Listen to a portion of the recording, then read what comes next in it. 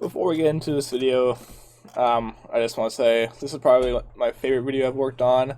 So if you did enjoy the video, please consider liking and subscribing. It's free. And without further ado, let's get into it. Now, I already know that Berserk and the universe of Berserk literally isn't for everyone. It's dark, extremely dark, and it does not pull any punches when displaying the horrible reality that, humans are capable of. And yes, I understand that there's some horrible graphic content that you probably wouldn't see in any other manga, but for argument's sake, like I said before, it's not for everyone. And to be honest, right off the bat, on the very first page, it literally warns you about that. When we see our main character Guts, literally in the guts of a deceptively attractive female who literally turns out to be a disgusting demon. That Guts blows up with his arm cannon, but I digress. This book warns you on the first page, and it will continue to definitely get worse if you, in fact, continue reading on, so reader beware. Anyways, I've been seeing this on my Twitter a lot about, canceling Berserk or calling Berserk out on its violent themes and acts of misogyny and its violence towards women and men. And okay, yes, I understand, the frustration and why some people feel this way, but, in my opinion, I think those people are only seeing Berserk at like a sub-level and not seeing the deeper meaning and symbolism in the show and the anime, the manga, all that fun stuff. Especially Guts, who, when I get to his part, is going to be a big focus on the video because he goes through and grows through a lot.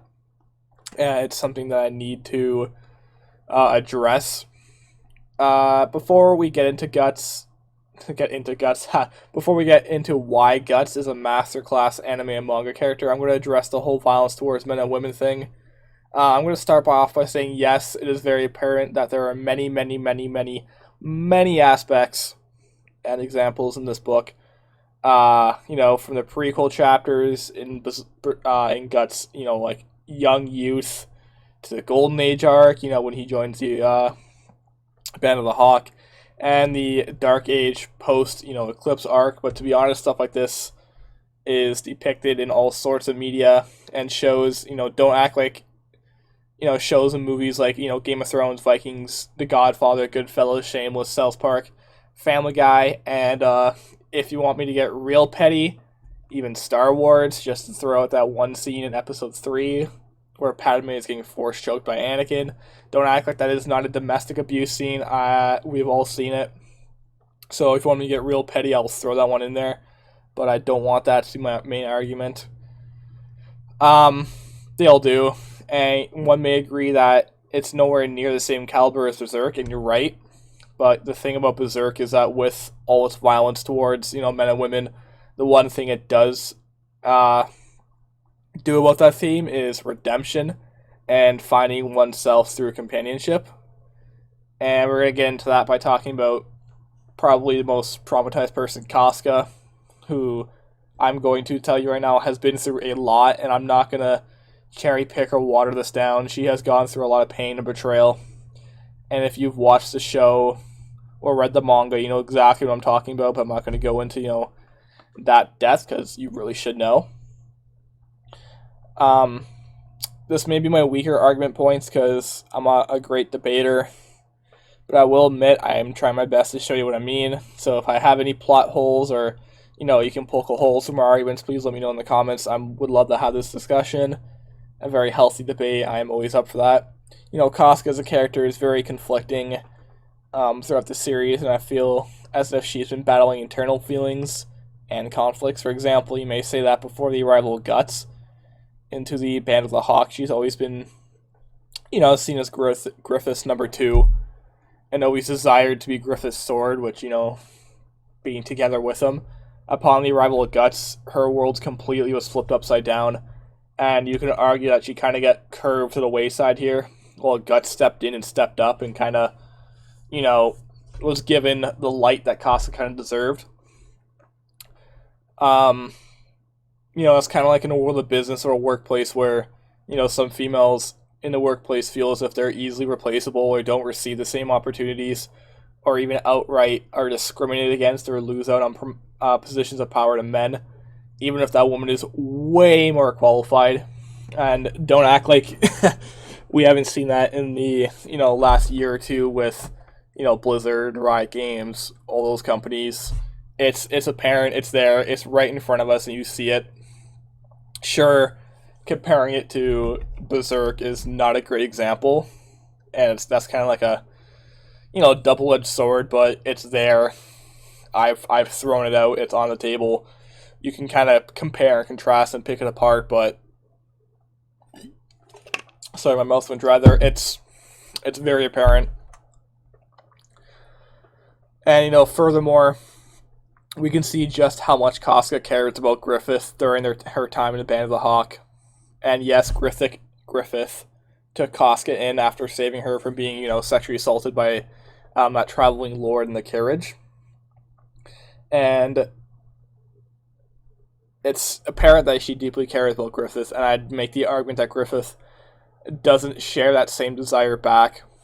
Kind of like, a disconnected relationship there where it's very one-sided and one party's, giving all the effort just to receive nothing back, and he's kind of using Kaska as a tool, which is shown later during the eclipse, and as well as she's seen more like a fellow soldier, not a comrade.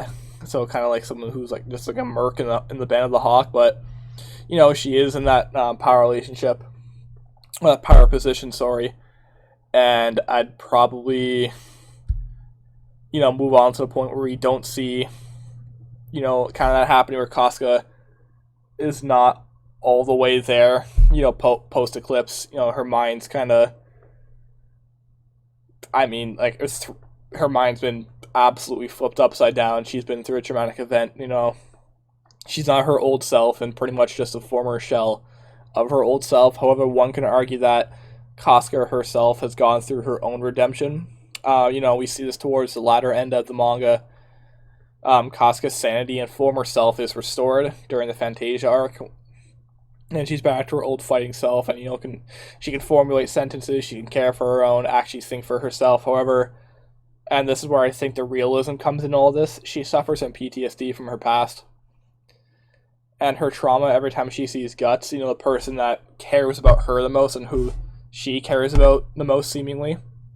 Every time she sees Guts, she's reminded about the eclipse, seeing all the bodies pile up, the apostles, the sea of blood filled by her comrades. And yes, this is extremely violent, but it's realistic. It's a PTSD episode, and that in fact happens in the real world. And it's not watered down, and it's not kind of toned down. It's realistic. It's reality. Some people are trapped in that loop and they can't get out. That's kind of how Kaska feels right now. I have no idea how they're gonna handle that in the later chapters, but it's apparent. It's a loop. Her PTSD is a loop state. It's constantly replaying in her head. This is widely shown with my above example, and yes, it's realistic to say that she battles with it all the time. I can actually guarantee while she was in her traumatized state, when she couldn't care for herself, she was constantly battling those demons. We saw it in the manga when they went into her mind and they saw a super small restored Kaska kind of like pushed to the wayside while she can see everything that's going on in front of her. She can't do anything about it. That's a trigger for her, and I think Berserk does a great job highlighting this feeling, and it makes the reader think about that and all the hell she's going through, and it's gripping and jarring. It's certainly not for the faint of heart. I understand that this first argument may be weak and may have a lot of holes poked into it, and I might receive flame for even going this far into it, but I'm prepared for that, wholeheartedly. I hope Kaska, honestly, as a character, towards the end of the series, can find peace within herself, and her and Gus can truly have their emotions, checked in, and she can finally be with a person that literally showed her that love that she's wanted the entire time, even if it is from Guts. But I think it's more of a symbolic scarred redemption and something that's always going to be there regardless. So, and we're going to get into guts now, and oh boy, I have a lot to talk about, about this man. There you go. Water check there. By far my favorite character in any manga or anime. The hard style edits of Guts, it goes hard on SoundCloud, so if you haven't checked that out, I would check that out. But anyways, Guts' character development and the depth of his character is a lot deeper than one can think. To a casual reader and viewer, one may see Guts as, this one-dimensional, cold, stoic warrior who always shoves and dismisses everyone he encounters. We saw an example of this comedically off the bat with the character arrival of Isidro, the prodigy swordsman, who attempted to steal Guts' Dragon Slayer sword, which, if you've seen the science behind the sword, it weighs for like 408 pounds, I think. And to those that can even lift that, in a deadlift or a clean, good luck swinging that. But anyways, getting off topic, Guts is also that one anime and manga character that I think a lot of the men these days can relate to. Guts is a character that I think a lot of men see as quite symbolic, and we see now more than ever that even today men's mental health is a massive endeavor. It's a massive issue, and a lot of men, and even admittedly myself at some points, don't really like to open up about our feelings or what's really going on deep down. And Guts is exactly like that to his companions. As a reader, we obviously know what's going on with Guts. We've seen the prequels, we've seen his childhood and everything like that. But to his companions, they just see, this cold warrior on a quest of revenge, to get his old life back, and also to restore, the love that he cherished most. And we know that's Kaska. And I think all men can relate to Guts because we kind of find comfort in being alone and working alone and not wanting anyone around us, and Guts wants that for himself. But obviously no, he will never achieve his goals without the help of his friends. Just like how in society, us men can't really thrive unless we let our walls down and let those that care about us in. We see a pretty good example of this when Guts donned the Berserker armor. Probably, oh man, such a sick piece of, equipment and such a sick concept in, anime and manga. We all know how OP and powerful this armor is, and also the dangers of equipping this armor for long periods of time. And we can kind of connect the armor to our inner demons and our everyday struggle. Some people who go to the gym feel this after every set and every day. And yes, as corny as this sounds, they kind of tap into that state and use that pain and sorrow to fuel their workout. Which, yes, it's silly, but it is a very realistic concept. However, in that mental state, it's always a good idea to have someone close to you that can kind of snap you out of that state and bring you back to reality. We see this connection in Berserk whenever Guts, lets the armor almost consume him. He uses, that armor's rage in combination with his, skills as a swordsman and his deep desires and lust for, for revenge to boost his power and go, berserk. And however, like in reality, Guts requires someone to let them in and kind of snap him back, to his own reality and kind of hone his skill with the armor and kind of work in conjunction aside from letting the armor absolutely consume him. We see this with Shirke, and she needs to always, enter Guts' mind and get past his ego and mental defense in order to nullify that dark wolf demon inside of him, and to save everyone he cares about around him from, also getting hurt. Because we see times in a manga where, Guts will turn around and literally, look like he's about to attack his companions, but that gets stopped at the last second. This is kind of like letting that one person you care about and helping you get through, your everyday trials and tribulations. That being said, I know I talked about how Guts' mental health is, something men should avoid, but I feel also as if that if man as itself could somehow hone their inner demons and get them in check by letting, people you care about in and allowing them to love you to the fullest extent, I think we can take Guts' willpower, his strength, absolute raw determination, and above all else, his selflessness to use it for good.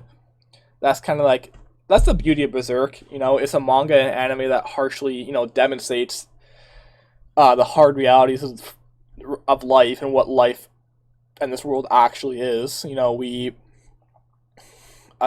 lot of us are blessed to live in a first world country where we don't have to deal with absolute poverty, slavery, genocide, all that discrimination towards women, racial discrimination. Well, I'm not going to say racial discrimination because we've seen that in these past few years, but religious discrimination, all that, and you can't go through life alone.